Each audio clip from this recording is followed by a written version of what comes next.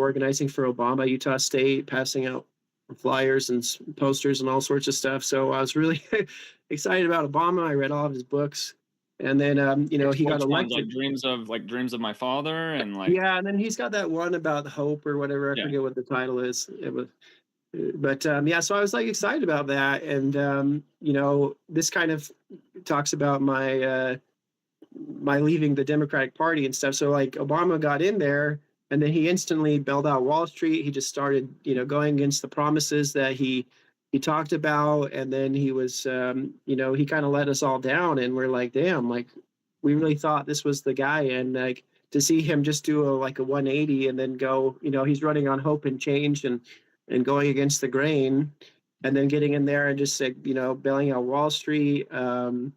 His stuff with Flint, Michigan, and him going up and pretending to drink the water. And then later on, Occupy Wall Street and Standing Rock and all this stuff, him deporting millions of people, like being really involved in his campaign early on, and then seeing him do that after, like really kind of radicalized me. And I was like, it kind of like woke me up. I'm like, oh shit, like this is not what I want to be a part of anymore. So I ended up leaving the Democratic Party around like 2012 during his like second election.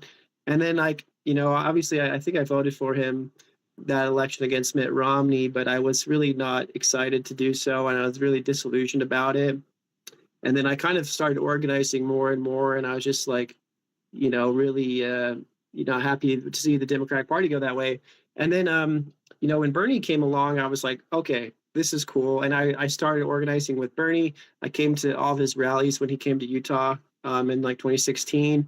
We were all calling it early on. We're like, hey, we have to elect Bernie, because like we saw what Hillary was doing. We saw how unpopular we were. We saw the polls already.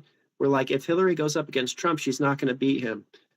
Bernie is the one that's going to fight against Trump. And when you say we, just to clarify, like talking about other people that were like leaning further left than like the average Democrat, like that you all were just say like Bernie supporters. Yeah, people supporting Bernie and like the socialists or whoever, the people that are kind of leaving the Democratic Party.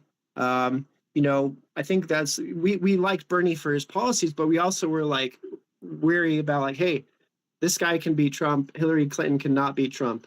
And then I also called it early too, and others did as well. And I was like, I have a feeling if this guy gets into office, Trump, he's going to have a very hard time leaving office.